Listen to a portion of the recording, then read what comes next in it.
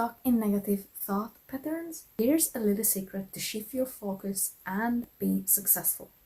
Instead of asking yourself, why does this always happen to me? Ask this: what can I learn from this situation and how can it help me grow?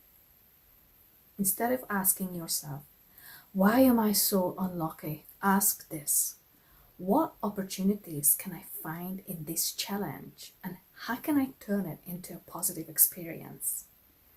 Instead of asking yourself, why do I never succeed?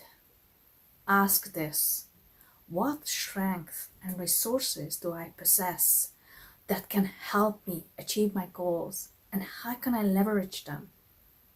Using the neuro-linguistic psychology technique called reframing, you can reframe your questions and shift your focus from dwelling on negativity to seeking opportunities for growth, positive change, and success.